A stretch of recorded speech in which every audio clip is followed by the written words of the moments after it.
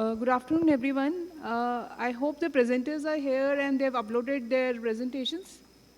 So, I'm Dr. Ruchi Goel, Dr. Seema Das, Dr. Sucheta are here with me, and we would like to start this session on PG capsule, Oculoplasty and Oncology. I would like to invite the first speaker, Dr. Gopal Srivastav, who will be speaking on orbital cellulitis. Is Dr. Gopal here? We can go to the next one. Okay. So the next is Dr. Tanya Chakravarti, a case report of post-sinusitis, huge orbital cellulitis. And I would request all the presenters to stick to your time and please be ready with your presentations.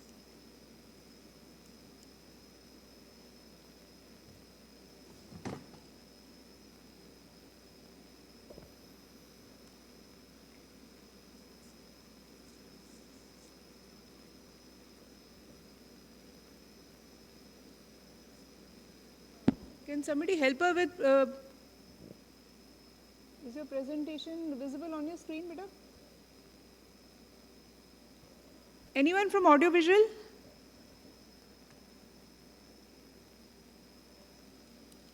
Can you please put Dr. Tanya Chakravarti's presentation? Yeah, thank you so much.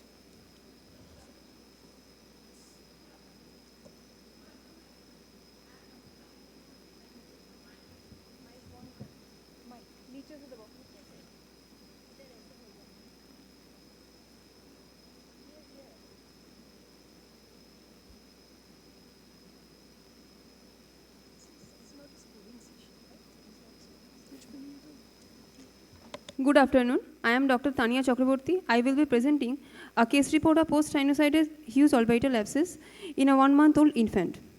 Infantile orbital abscess is a rare, severe and intractable ocular infection which tends to progress rapidly. It can occur either from contagious spread of the infection from paranasal sinus, eyelid, teeth, or it can arise from exogenous sources like trauma or surgery. It can also develop from endogenous source during systemic illness and spread to the orbital tissue through hematogenous routes, especially during septicemia. In childhood, it is at least twice as common among males as females. It is important to recognize as retrograde spread of this infection can lead to alarming consequences like subperiosteal abscess, intracranial abscess, cavernous sinus thrombosis, meningitis, and vision loss. Our case is a 1-month-old female infant presented to our emergency with persistent fever along with rapidly increasing swelling and redness in the left eyelids since 4 days following an upper respiratory tract infection. It was initially in the medial aspect of the left eye and then progressively increased. The infant was born by normal vaginal delivery. She was born in full term. Her birth weight was 3 kg. She was on breastfeeding since birth. There was no maternal history of STD and the pregnancy was uneventful. There was no history of any trauma, surgery or any significant past medical history. On general examination, the child was febrile and looked ill and lethargic. On ocular examination, the left eye revealed massive swelling, marked erythema, increased temperature of the upper and the lower eyelids and on the adjacent forehead. The swelling was tender mainly on the medial sides of the left upper eyelid. The lids could not be separated properly due to huge swelling, so the vision, intraocular pressure, extraocular muscle movement, pupillary reaction, anterior segment and DF examination could not be assessed. The right eye examination was within normal limit. On investigation, WBC count was increased with neutrophilic predominance. ESR was raised. MRI report of the orbit was suggestive of large multiloculated abscess in extracorneal left orbit with elevation of the floor of anterior cranial fossa. The extraocular muscles are compressed by the lesion. The lesion is extending into the adjacent posterior ethmoidal air cells. No intracranial extension is seen. Extension of the lesion is seen in the left temporal region of the skull. A provisional diagnosis of the orbital abscess was made. Empirical therapy with IV antibiotics were started. In spite of the treatment, the lid swelling was increasing. Even the fever continued to rise in day 3. As there was no response to systemic antibiotics, surgical drainage of the abscess was performed under general anesthesia. Around 12 milliliter of the thick yellowish pus was drained and sent for culture and sensitivity. Culture of the pus demonstrated methicillin-resistant Staphylococcus aureus, which was sensitive to linezolide and gentamicin. Post-operatively, the patient received IV linezolide. Patient responded very well with steady decrease in the swelling and fever over the next 3 days. WBC count and ESR returned within normal limit within 5 days. The patient was discharged after 7 days. Very few cases of community acquired methicillin-resistant Staphylococcus aureus periocular infections in infantile patients have been reported. The most recent being a report of 2 cases of infantile community-acquired MRSA orbital cellulitis by Coepshi et al. And a neonatal case by Sironi et al. Another case of the perinatal community-acquired methicillin-resistant Staphylococcus aureus dacrocystitis and periorbital cellulitis was reported in a 12-day-old previously healthy neonate. The patient was followed up in OPD clinic afebrile and there was no sign of inflammation or swelling. Iridedema subsided totally after 3 weeks of treatment with free and full movement of eyeball in all directions of gaze. Normal pupillary reaction and normal fundus examination. So, prompt diagnosis and early intervention are required for a favorable outcome of this condition, and also appropriate antimicrobial agent against Staphylococcus aureus is necessary in treating infantile orbital abscess along with surgical drainage whenever it is required. Thank you. So, Dr. Tanya, why do you think, what were the predisposing factors for this abscess to occur? Was the baby... Sinusitis. Sinusitis occurred. So, what measures can you take in any patient to prevent this kind of abscess formation? And did you do a syringing during your GA? Like, was it the dacrocystitis predisposed? No, ma'am. Syringing was not done. We just take the history of upper respiratory tract infection, and from that we concluded that it may be from sinusitis. Okay. And could be there any other factors other than sinusitis? Like normally, the patient would not develop sinusitis, and that means the child was, immunocompromised in some way. Did you try to look for those factors? No, ma'am. So basically, anyway, any abscess, the treatment is IND. What is more important is why it actually occurred in this child, and what could have been the measures taken to prevent such kind of a, this abscess formation. Like, was it that the mother also had some kind of an infection, or was it the child in the nursery? Because a lot of time there are nosocomial infections during the hospital stay itself. Like, the dais who are dealing with it, they may be having those MRSA in their nasal cavities, and that could lead to infection. Anything you want to add, Dr. Seema? Agree with that. I think what you have managed is fine. It's pretty well well managed, and the outcome has been very good. But it's important in this situation to rule out any underlying cause. In a child like this, such a severe sinusitis is pretty unusual. Sinuses are not very well developed in children, especially in an infant. So, and there are reports of children developing severe orbital infection, specifically maybe fungal infection. This was not a fungal, where the underlying cause has been leukemias, any cause of immune deficiency. So probably that needs a little thorough investigation so that, he doesn't land up with any further issues later on. In fact, you should have investigated the mother also for all kinds of, viral markers, like the mother may be actually be HIV positive, who knows. So those kind of things are more important than just the IND, right? Yeah, well managed. Well managed, yeah. Next. Should I read out? So we have the next speaker as Dr. Debodosh Ghosh, a rare case of orbital myosis.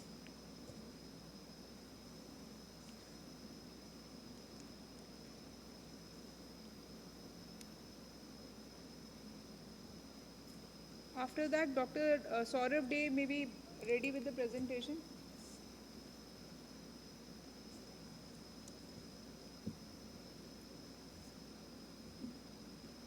Good morning, ma'am. Myself, Dr. Debodosh Ghosh, presenting my case is a rare case of orbital myosis. Myosis is the infestation of the living vertebrate animal tissues by larvae. Less than 5% of the human myosis cases involve the eye. Involvement of the ocular structures by the larva of the Dipterus flies, known as the ophthalmomyosis. It can be of 3 types: orbital myosis, ophthalmomyosis externa, and ophthalmomyosis interna. The parasites commonly affecting the eye and the orbit are the Hypoderma bovis, Estrus ovis, Chrysomia baesiana.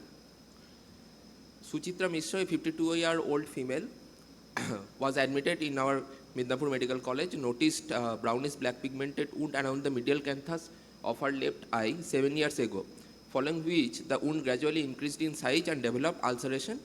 And since last 5 days, she complained of the bleeding from the wound along with foul-smelling discharge and the worms coming out of the wound. There is no history of diabetes, hypertension or tuberculosis, no history of trauma, previous surgery or any immunocompromised state. On examination, generalized left periorbital edema with matting of eyelashes and severe conjunctival congestion was found, and ulcerative lesion of the 4 into 3 centimeter approx was noted around the medial canthus of left eye, and the ulcer had the indurated margins with blood-stained, foul-smelling discharge, and few maggots were visible in the wound. No intraocular involvement were there, but otherwise was normal. And on investigation, we have done the CT scan, where we shows that the CT scan shows the soft tissue swelling of the left orbit with extension to the left temporofrontal area, ipsilateral nasal cavity and ethmoid sinus with blockage of the NLD osteometal unit, and it has also involved the left frontal process of the maxilla. Now on intervention, after installation of the ether into the wound, near about 32 maggots were removed with forceps and preserved in the 10% formalin. Regular dressing was done. IV antibiotics, amoxicillin, metronidazole and analgesics were given for 1 week. Ivermectin 12 mg single dose has been given, and 1% ivermectin drop prepared by dissolving the tablet in distilled water, instilled 4 times a day for a week. On entomological evaluation, we have found the species to be Chrysomia bayesiana, and we have sent the histopathological examination, which was suggestive of the basal cell carcinoma, and my diagnosis was the orbital myosis involving the left orbit in case of a basal cell carcinoma.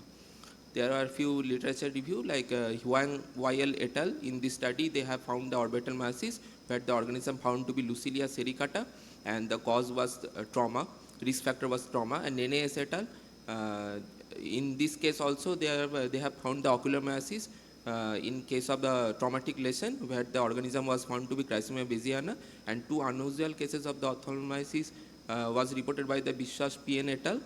So here one case was of fungating mass and one case of trauma, and in both cases the organism was Chrysomia bayesiana.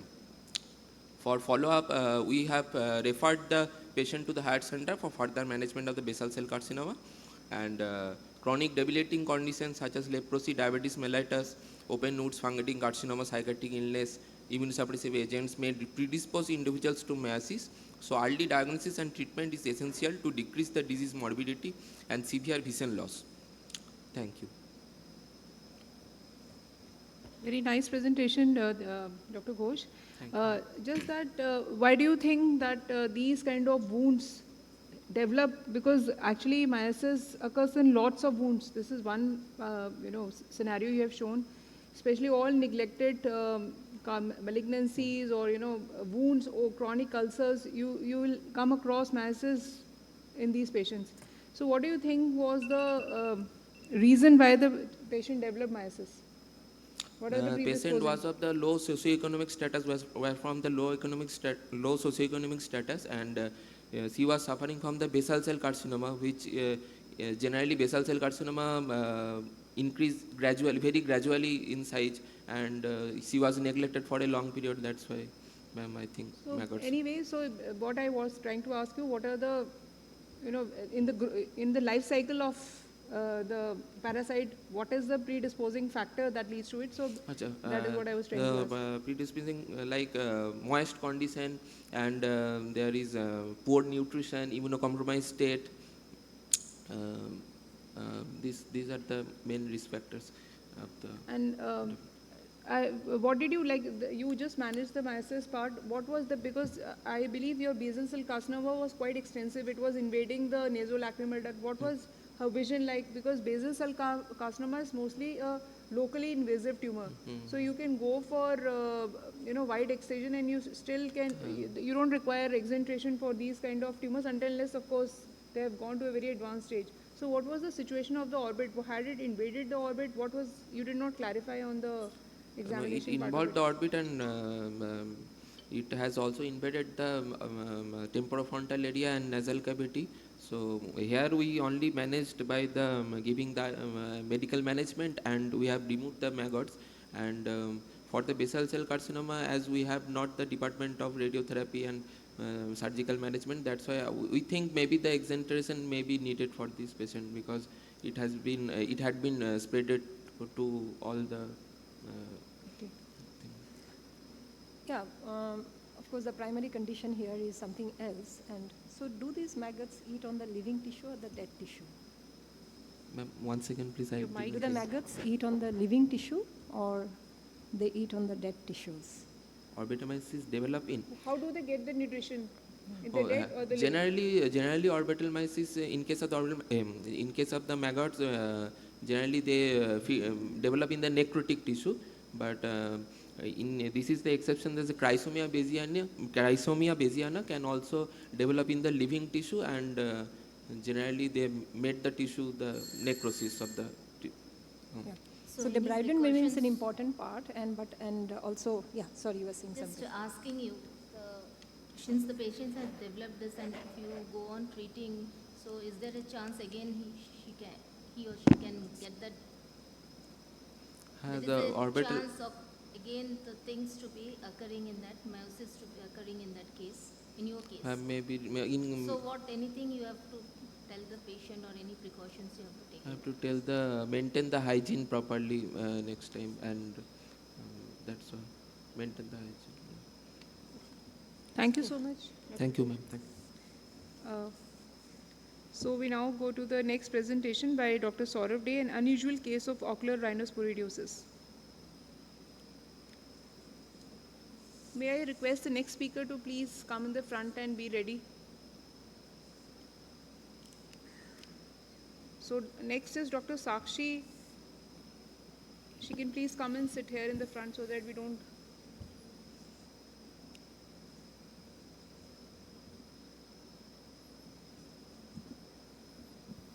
Can I start, ma'am? Yeah, please. Good afternoon. I am going to present an unusual case of ocular rhinosporidiosis.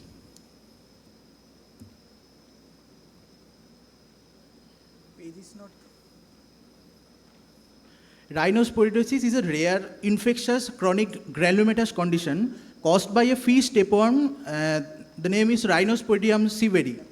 It is mainly prevalent in warm tropical climates, and in 90% of the case found in Indian subcontinent like India, Bangladesh, Nepal.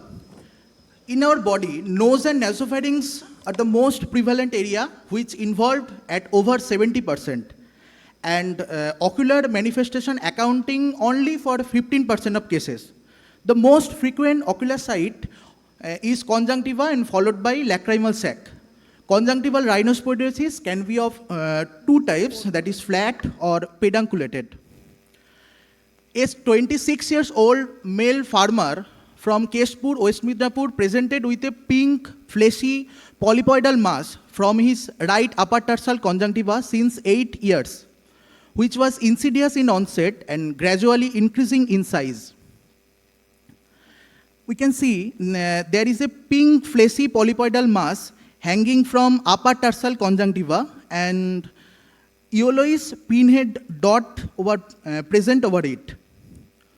Excision biopsy shows thick wall sporangia containing multiple spores inside and lots of inflammatory infiltrates in the matrix, which suggestive of it is a case of rhinosporidiosis. Wide surgical excision of the mass along with cauterization of the base of the lesion has been done, and oral antibiotics along with analgesics given post-operatively. This is the outcome. The first picture shows before excision peak, the right upper tarsal conjunctiva, the mass, overhanging mass, and after excision, the picture. It is presumed to be transmitted by trauma or contact with stagnant water. And Mukherjee P. et al. Reported a case of conjunctival rhinosporidiosis in a 25-year-old male patient, and Thakur SKD et al. Reported a case series of 5 patients. The conjunctiva was involved in 2 patients and lacrimal sac in 3 patients. And patient is now on Dapsone 100 milligram BD dose, which has been prescribed for 3 months. Actually, rhinosporidiosis is an infective condition which rarely affects the eye and adnexa. We live in a hot, humid climate, and there is so much prevalence of nasal rhinosporidiosis. But we can see that only very few case reports in ocular rhinosporidiosis. So we have to be very clinically alert to suspect for preventing the misdiagnosis. Thank you. So very nicely presented, and a very Thank you, rare ma'am. case to Yes. develop this. So, but you started, immediately with your biopsy diagnosis. What was your initial differential diagnosis? Yes, the lead, most common mass is basal cell carcinoma. So, but we have seen that there is a overhanging mass and the yellowish pinhead dot present. And there was a history of pond I bathing think in your case mass of... was on the conjunctival side, if I'm not wrong. Yes, It was yes. totally- In the So why did you put basal cell carcinoma as your first diagnosis? because in the lead there may be a hanging mass, there may be a case of basal cell carcinoma. No. See, basically it depends on the tissue of origin. No? The cells, the basal cell carcinoma will not come from conjunctiva like this. It has to be towards the skin side. So Yes. more appropriate diagnosis would be something like a papilloma. Yes, some papilloma, kind tuberculosis. Yeah, so those could have been your first diagnosis. And even if you want to put it as a differential, the other thing was that you did excise the tissue. But what I could see was there was a generalized inflammation in the lid, the palpebral conjunctiva. So was everything, just by excision, the remaining conjunctiva could not have been treated. So what did you do for that? If you look back at your photograph, Yes. one was the overhanging mass and the rest of the conjunctiva looked very unhealthy. For that, the local antibiotics and oral antibiotics we have given postoperatively. Which antibiotic did you give? We have given postoperatively the topically we have given moxifloxacin, and orally we have given ciprofloxacin. Was again the patient immunocompromised? Why did he develop that? Can you... Fungal infections again, you don't develop like that. So did you check whether the patient was immunocompromised? Yes, we have checked. The CBC report was normal, and we have checked the body weight. That was also normal. There is no history of any tuberculosis or any other chronic debilitating condition in case of patient. Always get a viral markers done in these kind of patients. Okay. Always get viral markers done. Anything you want to add? What was the status of lacrimal sac in your patient? Can you The pardon? status of the lacrimal sac. The lacrimal sac Drainage was system. normal. We have done syringing and other things that was normal Yeah. in this. Because these are involvement of the mucosa. Yes, so any mucosa other than the conjunctiva, adjacent mucosa is your sinus mucosa. So it's a good idea to even have a look at that also to rule out Yes. any involvement. Yes, Because if you don't treat the whole thing, there will again be recurrence of the lesion. What Dr. Seema is trying to emphasize is basically the mucosa is continuous from conjunctiva to the nasolacrimal duct, and actually it goes down. That is what really happened in COVID also. Yes. The whole lining is continuous. So whether the infection is coming from the sinuses or it is coming from outside, that needs to be established, right? So what she was trying to say is that you should also explore whether the infection was limited to the ocular surface or was it, I think that's what you meant. Yes, ma'am. Thank you. So anyway, very nice. Thank you so much. Thank you, ma'am. Next ko bula lo. So I think next presentation is Dr. Sakshi. Is she there? Yeah. So Dr. Sakshi is going to talk about orbital apex syndrome secondary to herpes zoster ophthalmicus.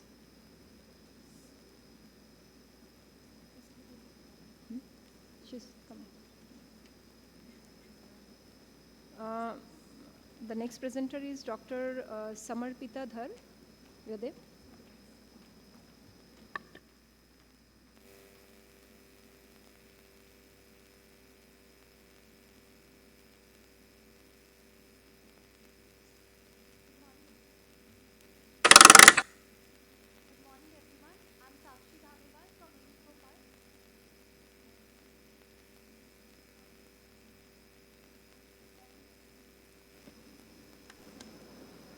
Ma'am, timer. Yes.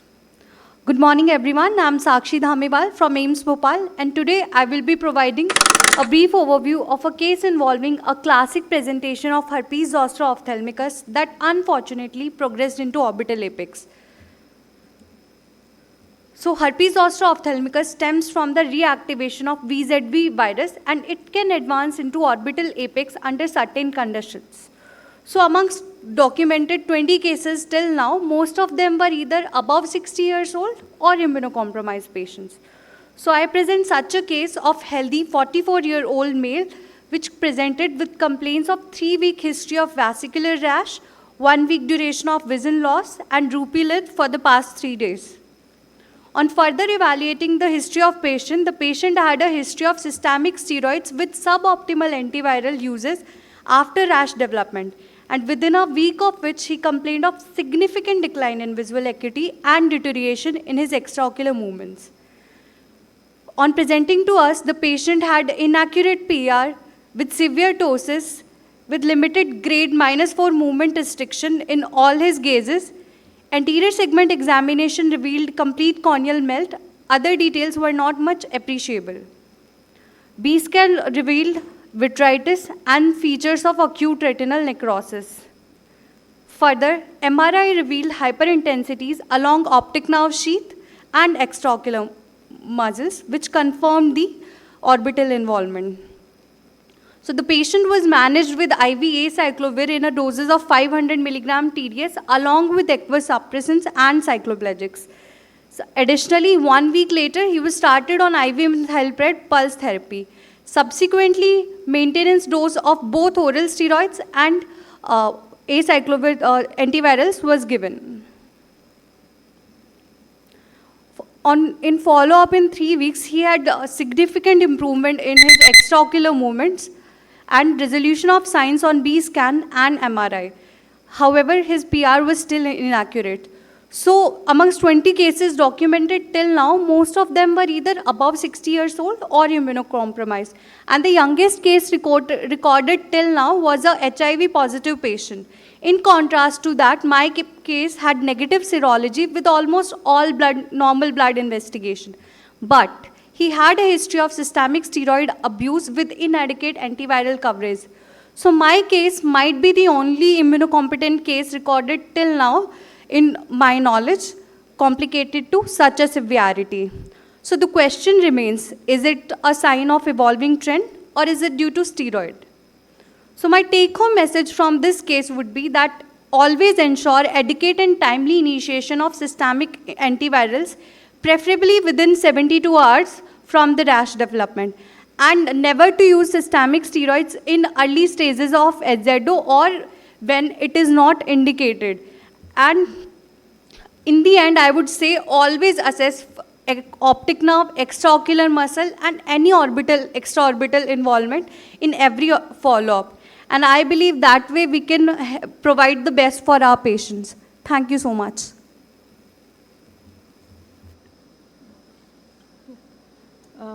Thank you, Dr. Sakshi. That was an interesting case. So your patient was not immunocompromised? No, ma'am. He was not diabetic? No, ma'am. He did not have any other... Ma'am, he has a low level of HDL. Other than that, nothing. All blood investigations was within normal limits. And how much was the duration of steroid use in your patient? We started after 1 week of antiviral coverage. We started after 1 week antiviral. And we first give IV methylprednisolone pulse therapy, and then we tapered him like within a week of 5 weeks duration. And prior to that, he already had some steroid use? He had a history of systemic steroids from outside uses, ma'am. For how many days? For about 1 week, ma'am. Okay. So do you think that is the contributing factor? How do you account? Ma'am, if we are not controlling the infection and prior to that we are giving steroids, so that could be the cause of spreading of the inflammation to posterior segment and to the orbit also. So I believe that it could be the cause, ma'am. So do you have any other differential in this kind of scenario? Because we know HZO are generally, the patient might not have any obvious immunocompromised trait on your investigation, but those are very small set of investigation we have done.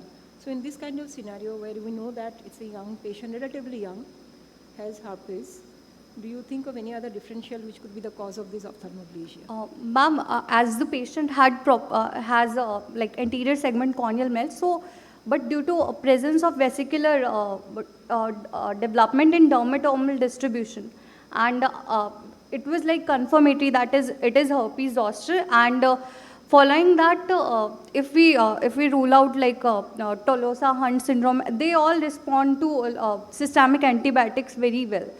And plus, if we consider idiopathic orbital inflammatory disease, they respond to steroids very well. So They all are ruled out in my case. I could not find another cause, ma'am. If you go back to the MRI picture, the patient ma'am. had some thickening of the extraocular muscle and there was some inflammation of the sinus mucosa on the Yes, same ma'am. side. But the Yes, patient, ma'am. there was ethmoidal sinusitis. Yes, ma'am. So do you have anything in mind if you have those kind of patient? Could it be something else causing an Ma'am, orbital apex?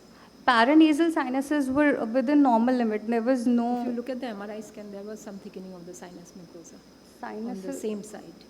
ethmoid Ma'am, sinus. it could be later on secondary to herpes zoster, ma'am. According. So basically what we are trying to point out here that the patient has a disease which is more common in the immunocompromised state. You are seeing an ophthalmoplegia, Yes, ma'am. like an orbital apex syndrome, Yes, which you know if there is an associated sinus involvement with an orbital apex syndrome, most often our commonest differential comes again and, fungal granuloma, mucormycosis or other things. Yes, ma'am. Sometimes the presentation can be very subtle, especially with extraocular muscle thickening and, things like that. So that's the differential we need to keep in mind because we are again giving steroid to the patient. So we have to be really, if you plan to publish this case or send it somewhere, you have to be very sure that, it's herpes only which is causing this and not something else. Ma'am, on lumbar puncture, his CSF was also suggestive of Why did you from do a neurological CSF side. Yes, ma'am. Why did you do a CSF tap? Ma'am, CSF temp IgM antibodies we looked for, ma'am. Was there anything to suggest any CNS involvement? Ma'am, or- according to, we confirmed the neurologist also, they also said ki it's more likely of a picture of herpes zoster ophthalmicus only, according to them. And So, but is it the protocol to do a CSF tap in all orbital Yes, apex syndrome? How do you? yes, ma'am. Do you do a CSF tap in orbital apex syndrome? That's the question. Ma'am, we usually don't do, ma'am, but when we send the patient to a neurologist, he prefers to do a lumbar puncture and CSF investigations.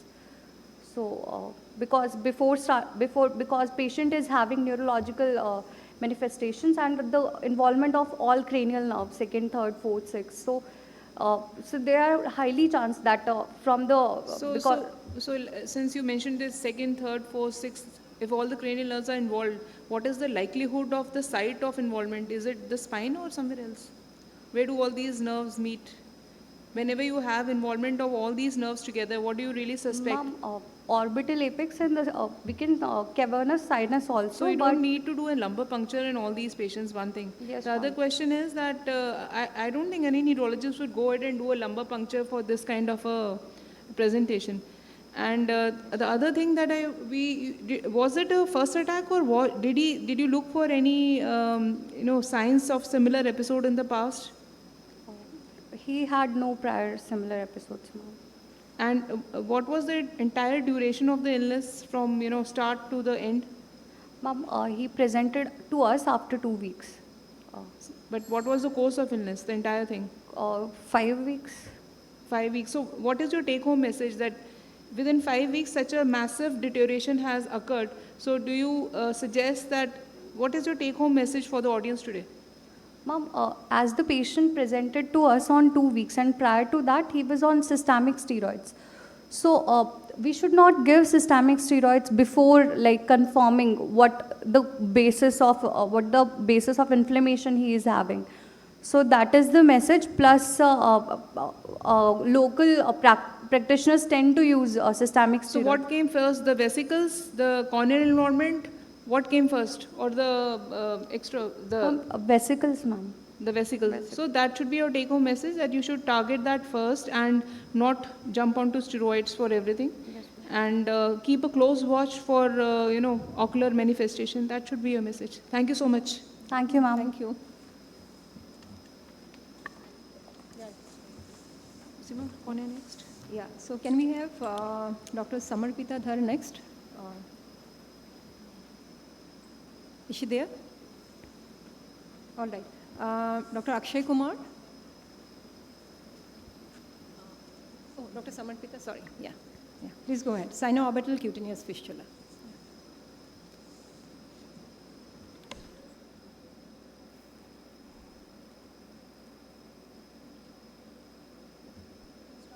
Yes, ma'am. Good afternoon to one and all. Today I am going to present a rare case of sinoorbital cutaneous fistula. So, sinoorbital cutaneous fistula is a connection between the sinus orbital space and the outer skin, most commonly seen in the frontal sinus and reported as a complication of orbital exenteration. And risk factors include radiotherapy, sinus disease, and immunocompromise. So, a 35-year-old male, a resident of Amravati, presented to the OPD with complaints of headache since 4 months and purulent discharge underneath both eyebrows since 3 months, for which an eye consultation was done and only an antibiotic was prescribed. 3 months prior to this, he had a complaint of swelling below both eyebrows with pus pointing, for which multiple consultations were done but never was investigated. On ocular examination in the right eye, the visual acuity was 6/12 partial and in the left eye 6/12, and best corrected visual acuity was 6/6 in both eyes, with near vision and color vision maintained. The examination of eyebrows, the cranial apparatus and eyelid were within normal limits, regurgitation test was negative, and syringing had patency in both eyes. Orbital examination was within normal limit except for the left eye, which showed mild inferior dystopia, and a fistula was seen in the right eye 12 mm superior and in the left eye 10 mm superior to the superior lid margin, which showed an exudation of purulent discharge with granulation tissue, and the surrounding skin was edematous and erythematous, as shown in the picture. On palpation, the temperature was raised and tenderness was present, and on applying pressure over the area, purulent discharge was seen to be exudating, but there was no lymphadenopathy noted. The anterior segment examination was within normal limit and the pupil was normal size and reacting to light. On fundus examination was within normal limit except for the nasal margin, which showed to have disc blurring. So based on the history and examination, a provisional diagnosis of orbital fistula under evaluation was made with the following differential diagnosis. So he was planned for pus culture sensitivity, which showed methicillin-resistant coagulase negative staphylococci sensitive to vancomycin, doxycycline, and tetracycline, and OCT showed minimal segmental thickening and nasal elevation of the disc margin. Radiological investigations showed CT brain, in which lytic erosions of frontal bone involving both orbits and extracorneal soft tissue thickening was also noted, as shown in these pictures. So the final diagnosis was made based on the orbital examination, pus culture sensitivity, and CT scan, which showed both eye orbital frontal osteomyelitis with sinoorbital cutaneous fistula. So based on this, the patient was admitted under ENT, and intravenous antibiotics, vancomycin was started, and tablet doxycycline was started orally, and a surgery of bicoronal incision and drainage with debridement of necrotic tissue and removal of fistula was planned, and medicine referral in view of disc edema was done, and tablet acetazolamide was started. But in spite of adequate counseling regarding the risk of recurrence, the patient denied surgery because of the high systemic risk. So, and in this we can clearly see the patient improved symptomatically by intravenous antibiotics and headache and discharge even without surgical intervention, and the disc edema was seen to be resolved.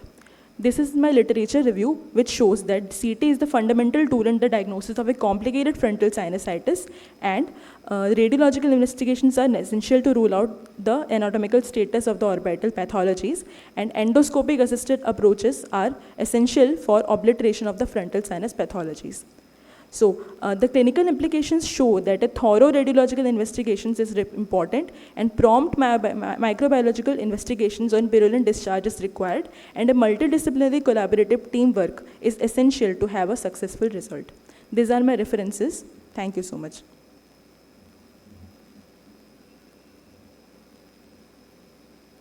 So any patient with this kind of a fistula, normally what comes to your mind in a country like us? You had a bilateral discharging sinus which is communicating. So what comes to your mind? Ma'am, in patients who have immunocompromised, especially in COVID, mucormycosis can be a Okay, one differential mucormycosis. diagnosis. Next, mucor came now. Earlier on, what would be something sitting in the OPD, you would immediately think of something. Ma'am, chronic frontal sinusitis can lead to, if the organism is highly virulent, it can cause erosion of the bone. So you never thought of tuberculosis? You see a lot of patients with tuberculosis presenting like that. Usually bilateral is a little uncommon to have, but still that comes in your differential diagnosis once these kind of patients come in. And then, you know, all these patients, I don't know, I'm surprised that your patient is completely resolved without any surgical intervention. What they do is, they'll be silent for a while and they'll come back again after a couple of months with again the discharging sinuses. So usually the best line is that you have to remove the entire tract surgically and then only they resolve with the complete treatment. So I guess the take-home message should not be that just giving primary antibiotics is going to help. But you definitely did a very good job in the sense that you took immediately cultures were taken from the discharge. So that is one thing that needs to be done. Mostly what happens is people start on empirical systemic therapy and you are unable to, you know, isolate any organism after that. So the immediate step should be first to take the culture sensitivity from whatever discharges you are having and then you go in for any kind of a systemic medication. So that part you have done very well. You have done very good, you know, radiological workup. But then at the end of the day, you still require a surgical intervention. Yes, ma'am. We had counseled the patient regarding the risk of recurrence, ma'am, but the patient denied surgery. We had told ki fistulectomy with debridement of the wound is required because it will recur after again. But the patient was then lost to follow up, ma'am.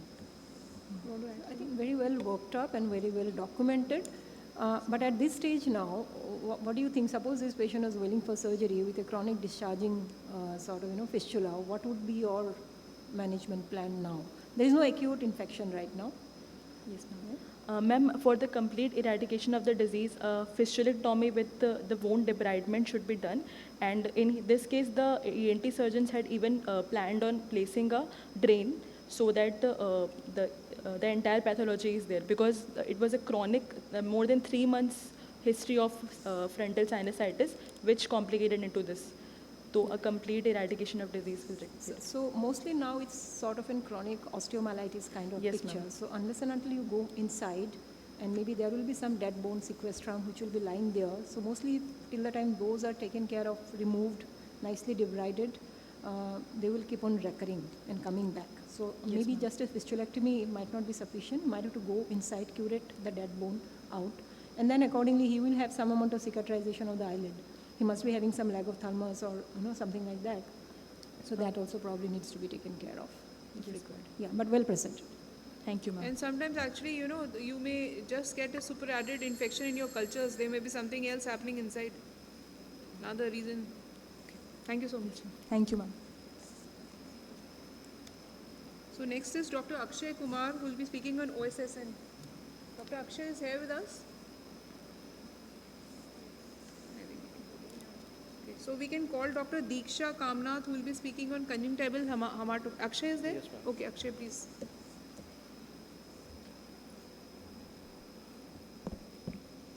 Good afternoon, everyone. I'm going to present a case on ocular surface squamous neoplasia. So, OSSN consists of precancerous and cancerous epithelial lesions of conjunctiva and cornea. It includes a spectrum of dysplasia, carcinoma in situ, and invasive and squamous cell cancer. Risk factors are exposure to sunlight, HPV type 16 infection, smoking, immunocompromised status, and xeroderma pigmentosum. So my patient, she is 31-year-old female. She presented with the chief complaint of swelling in the outer part of left eye, which was there since last 1 year.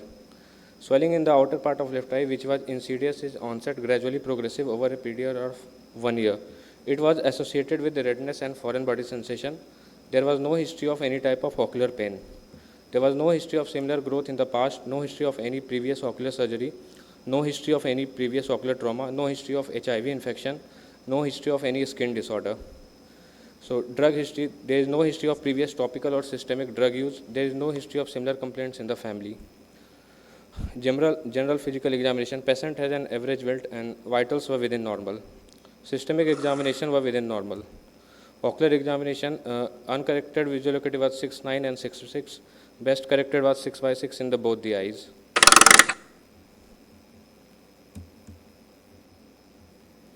So extraocular movements, they were full and free and painless in all cases. Left eye anterior segment examination was within normal.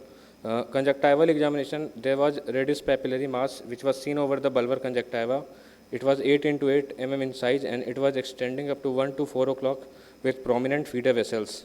Mass was encroaching cornea 2 mm into cornea 1 to 3 o'clock. So in this slit lamp photograph, we can clearly see that There is pink exophytic strawberry-like lesion which is present over bulbar conjunctiva, and it is about size of 8 into 8. Corneal encroachment is about 2 mm. In the second slit lamp photograph, we can clearly see that there is prominent tortuous feeder vessels are there. Fundus examination in both the eyes were normal. So investigation, rose Bengal was stain was used, and the lesion was taking up the stain. Second, anterior segment OCT was done, and in anterior segment OCT, we can clearly see that there is abrupt transition of conjunctival epithelium, and there is increased thickening, as well as epithelium has become hyperreflective. And we can clearly see in the ASOCT photograph that lesion has extended over the corneal surface. So final diagnosis on the basis of clinical and investigations, right eye papilliform ocular surface squamous neoplasia was diagnosed, and patient was started on eye drop mitomycin 0.04% 4 times a day for 4 days in a week, 3 days off. So here is the slit lamp photograph, pre-treatment photograph, and there is second photograph which is 2 weeks follow-up. In 2-week follow-up, we can clearly see that vascularity of the lesion has reduced in the center, as well as patient is symptomatically marked better than before. So here is 4 weeks follow-up and 1.5 months follow-up. Now size of the lesion has markedly reduced, vascularity has markedly reduced, and underlying scleral surface has become clearly visible. Thank you very much. Thank you, Dr. Akshay. So, what is the take-home message from your case? When a patient first come with this type of lesion, there are multiple diagnoses which are possible before thinking of ocular surface squamous neoplasia. In our part, sun exposure, in tropical area, sun exposure is very common. So pterygium, inflamed pterygium can be there, or pinguicula can be there. So most of the time the lesion is excised initially. With this appearance, would you still keep pterygium or a pinguicula as a differential diagnosis, or you have more in broad way, more focused? So with this picture, what are the other differentials you can think of? With this picture, we can think of papilloma can be there. HS herpes simplex virus papilloma can be there. Okay. And you have done the investigation which needs to be done. You have also done an ASOCT for this patient. So yes, what was the purpose of doing the ASOCT here? ASOCT was mainly done to see the extent of the lesion, where there is underlying how much it has penetrated in sclera or cornea. So can you specify when you say underlying? So what exactly are you looking at? We are how much extent it is there. So extent has 3 dimensions: horizontal, vertical, and a third dimension, the depth. Okay. So what is the most important thing in these patients which you are interested in looking on in ASOCT? Specifically, if you are planning to start the patient on a topical chemo reduction. Depth we want to look for. Okay. So what exactly in the depth? Is it just the thickness you want to measure it, or is it something else you would like to look at? Means how much in a stroma, how much penetration is there? So you want to see whether the basement membrane of the epithelium is intact or not. Yes, ma'am. Okay. So why is it important? Because if it has invaded cornea in the stroma deeper layers, then the management will change. How is it going to change? It will change like in that case we may need to do tectonic transplant can be done in those cases. Or so if the basement membrane, topical chemoreduction is indicated for the disease for OSSN only if it is confined to the epithelium. Yes, right? So means it's a carcinoma in situ. If it has invaded the basement membrane, the disease is no longer a carcinoma in situ, but it becomes an invasive squamous cell carcinoma. Yes, for topical chemoreduction, by rule is contraindicated for invasive squamous cell carcinoma. So when you are doing an ASOCT, one is of course if you have diagnostic doubt, there are specific features on ASOCT which can help you give the diagnosis sometimes. The other more important thing you are interested to see is how much is the breach. Is there any breach in the basement membrane or not? If there is any breach in the basement membrane, you would take up this patient for surgery and not try a topical chemoreduction. Okay. Right? Because then the tumor, the superficial part of the tumor might respond, but the deeper component can go inside, and sometimes it can go intraocular also, which we don't want, right? Okay. Yeah. Anything else? So how did you finally manage? You started with MMC and then the patient, what did you do? Was the surgical treatment No, required or not? Or the patient resolved resolved on mitomycin on alone, ma'am. mitocin? So what would be the indication of going for how much, one was the depth, then the other is the, surface area. What is the protocol? For What is the protocol of management of these kind of patients in broad? When do you stop first line the management treatment? is surgical, ma'am. But if the involvement is more than 3 clock hours or more than 2 quadrants of conjunctiva involvement, or if patient like in these cases we go for topical treatment. If patient is denying surgery, or if there is lesion has extended over the pupillary margin, in the visual axis, if lesion has reached, then we will use topical therapy. Suppose after surgical treatment also there is some residual disease left in the bed, then what do you do? In that cases, we will use topical therapy for residual disease. Anything else other than that? So if you have done the excision, you would like to see the histopath, right? Yeah, Now, histopathology. histopath is showing the tumor which is going till the base of the lesion, means that the full thickness right from the surface till the base of the excision has tumor. So that means you have left behind tumor. So what are you going to do in those situations? If on histopath, after surgical excision, if we find that there is still some remaining cancerous tissue, in that cases we go for topical therapy. और भी कुछ modality होती है treatment Any की? other? What? Any कोई other नहीं, बहुत हो गया, I modality? think Seema, I think Yeah. बहुत हो गया इसके लिए. Thank you very much. Okay, ma'am. Thank you. बच्चा ही तो है बेचारा. Dr. Deeksha.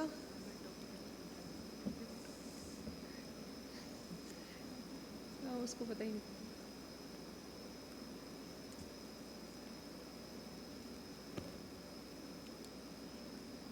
The next speaker is Dr. Arnab Roy. Please be ready. The next speaker also.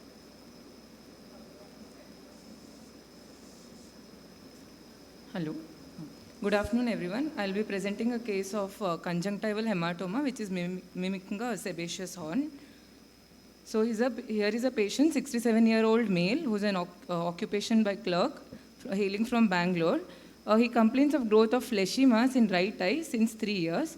So patient was apparently normal 3 years back when he noticed growth of fleshy mass in his right eye. So it was insidious in onset and progressive in nature. It was not associated with any pain, redness or watering. There was no history of diminution of vision, diplopia or restricted eye movements. There's no history of change in size of the mass on coughing or physical straining or change in posture. No history of flashes or floaters, no history of similar complaints in the other eye, or no history of any other swellings anywhere else in the body, and no history of any ocular trauma or previous ocular surgeries. No known comorbidities. Family history and personal history, nothing significant. General examination and systemic examination were within normal limits. So summary is 67-year-old male patient with no known comorbidities, presenting with growth of fleshy mass in right eye, insidious in onset, progressive in nature since 3 years. So ocular examination, head posture and ocular posture was normal and orthotropic. Forehead and eyebrows were normal and at same level. Facial symmetry maintained. Distant vision was in right eye was 612 with pinhole improvement to 6.9 and left eye was 6.9, pinhole improvement to 6.6. Extraocular movements were free and painless. Eyelids were normal in position movements. And lacrimal apparatus examination was normal. Syringing was done and no regurgitation seen.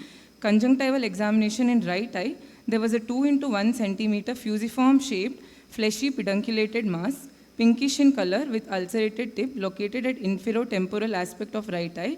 It was non-tender, smooth surface and irregular tip, soft to firm consistency, non-pulsatile. It was fixed to the underlying conjunctiva, but it was free from underlying sclera. There was increased vascularity at the base of the mass. As we can see here, this mass situated at the inferotemporal region. We can see there's increased vascularity at the base of the mass. So cornea was size, shape, surface, transparency and sensations were normal in both eyes. Anterior chamber was normal and optically clear. Iris was normal color and pattern in both eyes.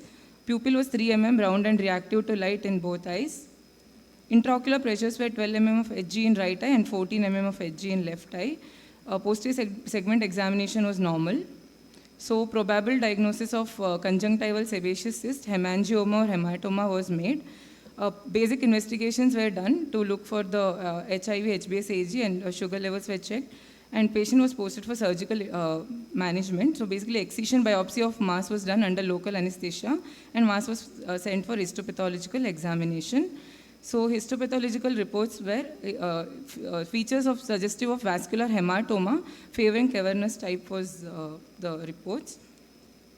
So this is the HP slide pictures. We can see the dilated blood vessels are there. This was the post-operative day 1 picture. So patient extraocular movements were fine. That's all. So what is the difference between a malformation and a hematoma? Hematoma is basically aberrant growth of the mature normal tissue which is normal to that particular anatomical site, ma'am. Normal or in a different anatomical site? No, ma'am, to the normal anatomical site, ma'am. Whereas choriostomas are I said, see, there is a lot of confusion now. Hematoma is basically when you have a normal tissue and an abnormal site. So I couldn't really understand what you were trying to convey. If it's a malformation, we can understand, but why did your pathologist label it as hematoma? That I could not understand. So it's and also, I think you kept sebaceous cyst as your first differential diagnosis. So what made you think of it? Conjunctiva does not have sebaceous gland, isn't it? Yeah, ma'am, but so why sebaceous? the It clinical was not picture yellowish. just on the history and anterior segment examination, it looked like a sebaceous horn. That's why we thought. Are you talking about the squamous cutaneous horn? What you see in the skin tags, or are you talking about looked sebaceous like that, cyst ma'am, is a yeah. different But entity. yeah, ma'am, sebaceous glands are not there in the conjunctiva, but as per, there are few rare cases of sebaceous gland carcinomas also seen primarily in the bulbar conjunctiva has been reported previously. Yeah, but those will have own set of features. Sebaceous Yeah, gland carcinoma has a yellowish look. If it's Yeah, a ma'am. sebaceous cyst, it will be more yellowish. This is not yellowish, this is reddish and bluish. And I think what you could see below was multiple hemorrhages that had kind of, crusting was there. That is more. Did you actually see through those sections where the crusting was there? What was really present in that area? Because, the entire pathology would change after that. Yeah, ma'am. Actually, when we had sent for HP reporting, we had told to take two different sections in the tip and in the center also. But whatever they could examine and make the slides of only those things. So what is the concern here? What is Dr. Ruchi trying to convey? Like, why are you interested in looking at the base of the lesion? So for some reason, there is keratin formation, which is forming the horn, right? Yeah, ma'am. She's an old lady. There is no reason why there should be so much of exuberant keratin formation in an otherwise normal-looking conjunctiva, isn't it? Yes. So what are the lesions which can cause a lot of exuberant keratin formation? What can be there underlying? What you are seeing might be just the tip of the ocular iceberg. surface squamous neoplasias also we see lot Squamous of cell keratin. carcinoma needs to be ruled out. Yeah. Sometimes what you see is just the tip of the iceberg, but the actual lesion might be lying somewhere in the conjunctiva. Yes. And because it's a squamous neoplasm, it causes a lot of keratin formation, which sometimes can manifest just as a keratin horn. Correct. So maybe Yes. you can go back and look at the base of the lesion where the excision was done and see if there is any ATPA in that area. Sure. Right? Thank you. Thank you. So Arnab is ready?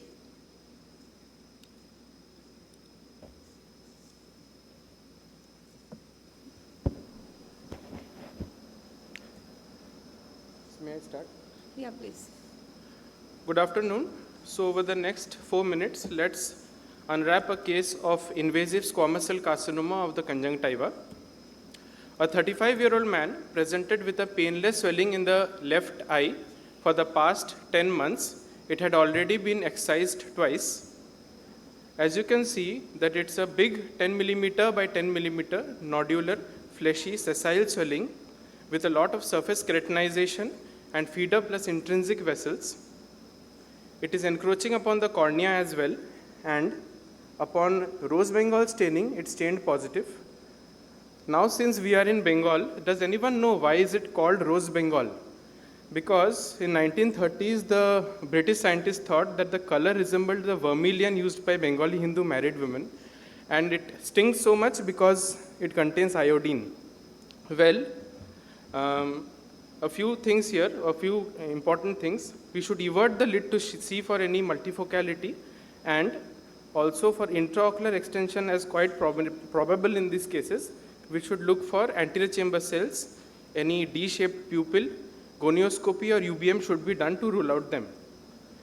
A non-invasive modality is ASOCT, which was done, which clearly shows a demarcation between the thickened hyperreflective involved epithelium, a breach in the basement membrane, from the normal epithelium, as corroborated by the histopath reports as well.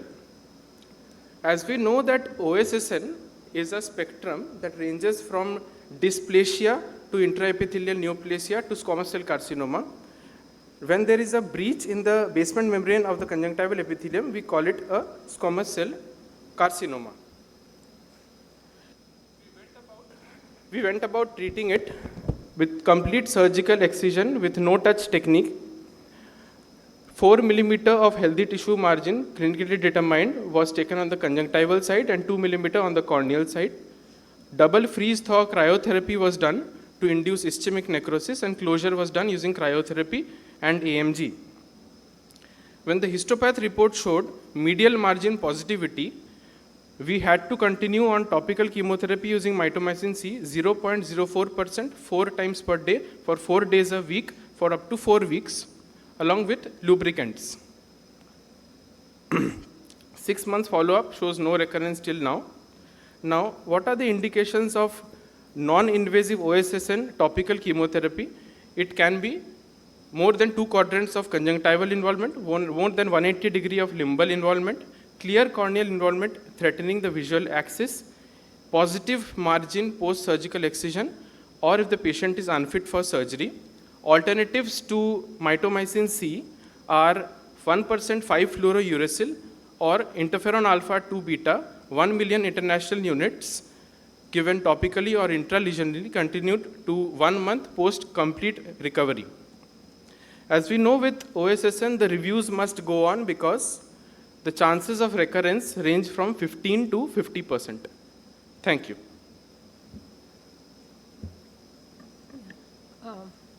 Thank you, Dr. Arnav. Again, the question is, what is your take-home message? The take-home message, ma'am, since it has been excised twice in a period of 4 months and had recurred to this extent with so much rage, therefore it is quite evident that it cannot be a benign thing. It has to be pre-malignant or malignant. So the differentials, which is among OSSN range itself, we can't call it anymore a CIN or in situ.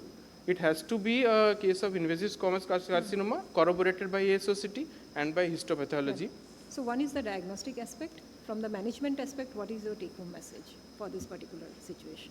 Since it is an invasive squamous cell carcinoma, no need of topical chemotherapy at first go.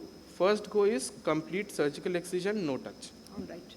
Agree completely. So for a situation like this where it has been twice excised, looking at the morphology of the lesion, this looks like more like a nodular variant of OSSN, yes. which we know are more likely to go inside. Yes.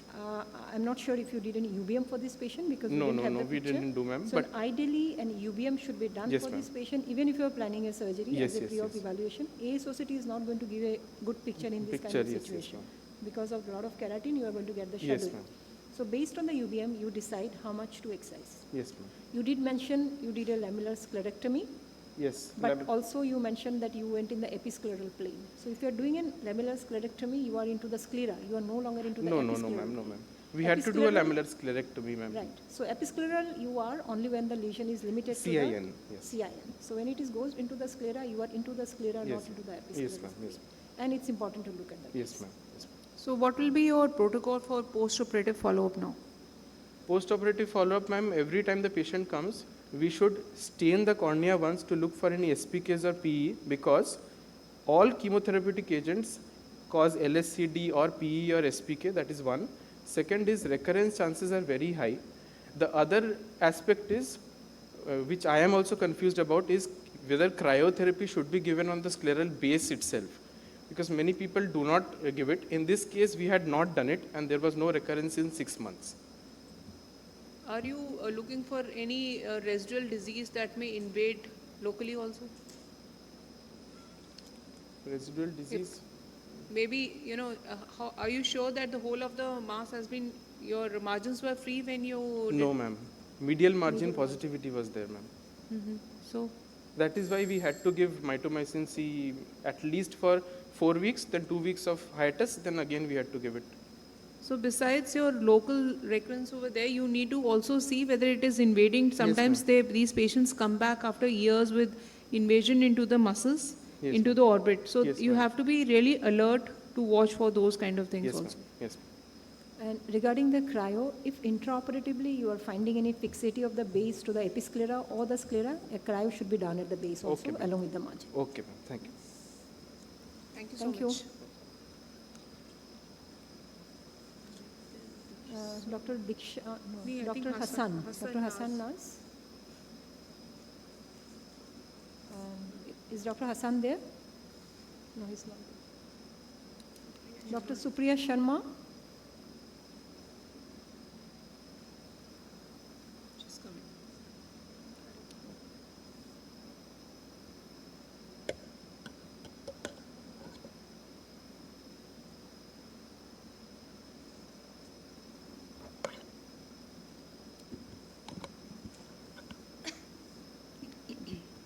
Good evening, everyone.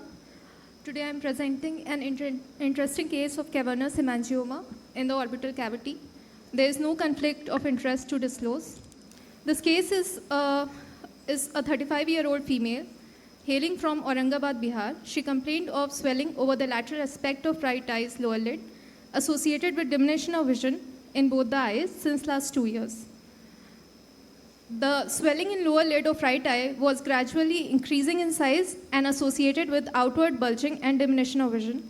There was no history of ocular trauma or increase in the size of mass with cough or cold or redness or constant pain. There was no history of pulsatile proptosis or increase in proptosis with Valsalva or crying or changing posture. No history of any previous ophthalmological medication and surgeries or any systemic illness whatsoever, and patient general and systemic examinations were within normal limits. Coming to ocular examination, basically focusing over the right eye because left eye was within normal limit. Uncorrected visual acuity was 6/18 in right eye, which was not being corrected on pinhole. Color vision and contrast were normal. Extraocular movement were restricted in dextroversion. And coming to lid and adnexa, there was abaxial proptosis in right eye. The swelling near the lateral aspect of lower lid was present, which was normal in color and temperature. It was non-tender with a smooth surface and regular margin. It was smooth. It had smooth and regular orbital margin, and inferior scleral show was present, as can be seen in this picture. On fundoscopy, choroidal folds were present in the macular area inferiorly, although the patient was highly uncooperative, so the picture is not so clear. And on Hertels, at the base of 110, there was a difference of 7 mm between the two eyes.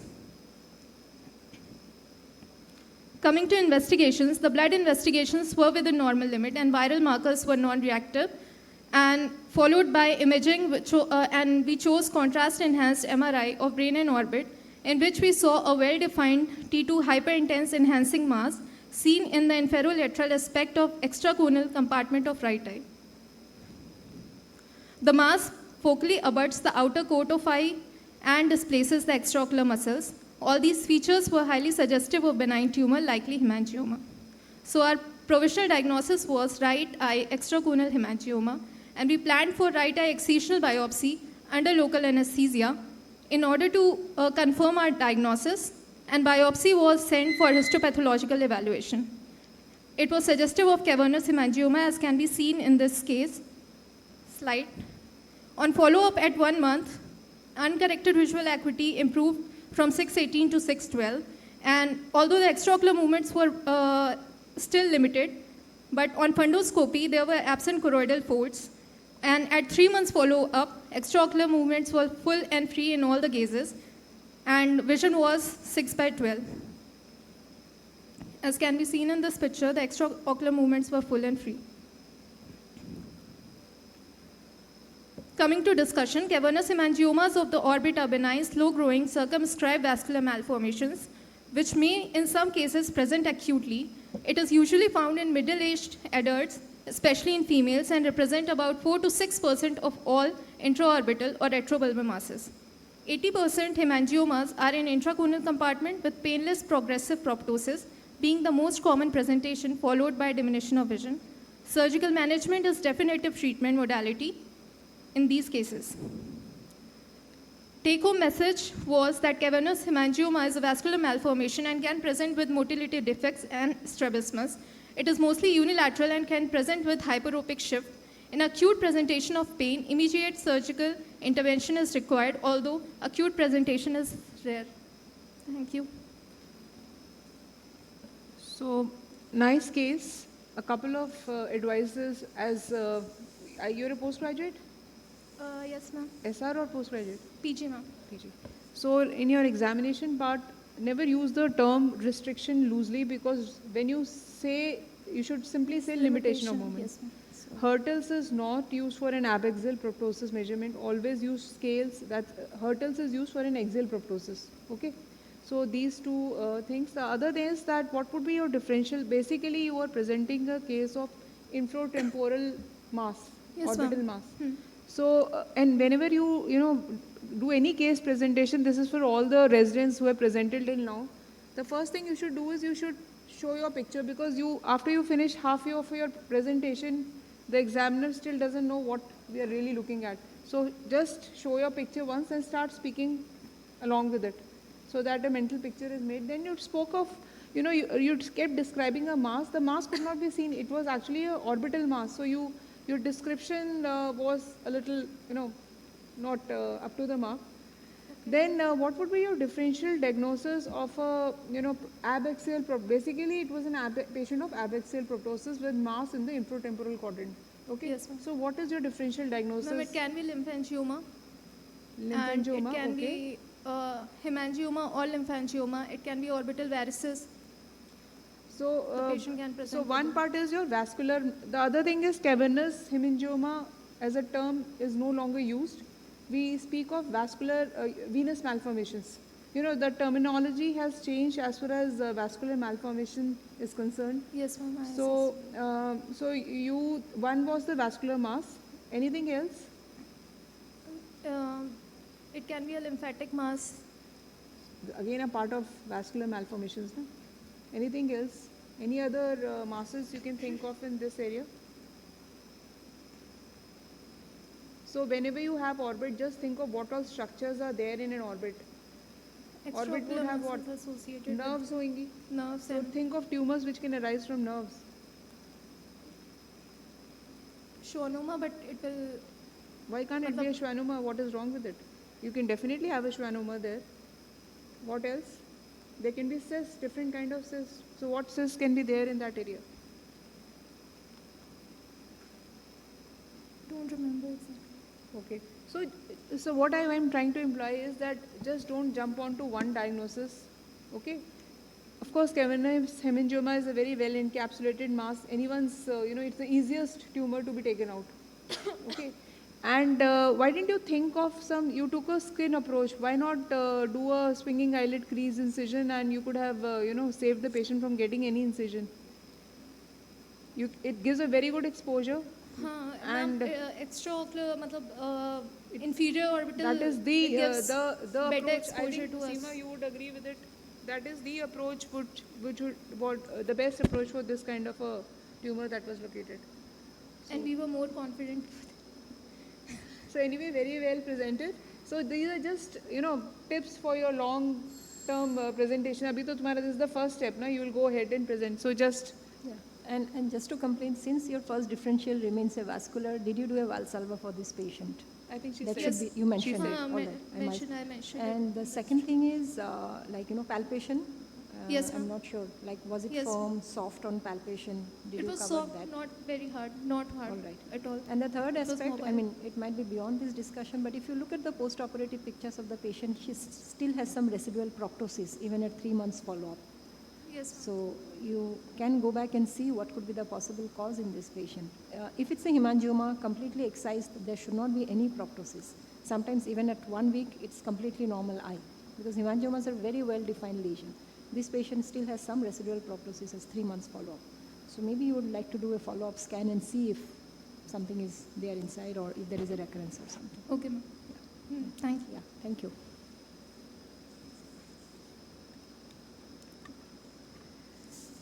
Yeah, Dr.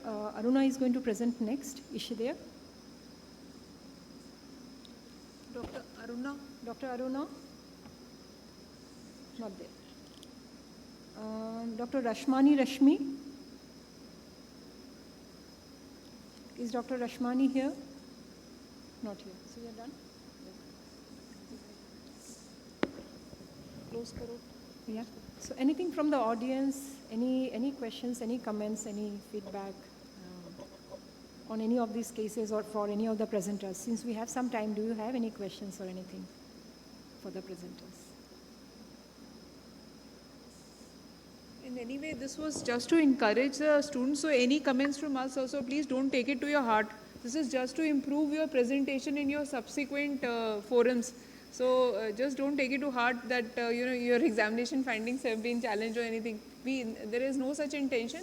It's always, we have all gone through those stages. So we being medical college teachers, so we have a habit of pulling your legs, so that's okay. Yeah. And just one comment, I think 1 or 2 presentations, there was patient identity which was revealed, including the name of the patient. So whenever you are presenting in forum like this, it's a good idea not to reveal, de-identify the patient and not to reveal the age and the other things. And to some extent, sometimes even the photographs. I'm sure all of you must have taken consent for the photographs and all, but these days sometimes those can be issues.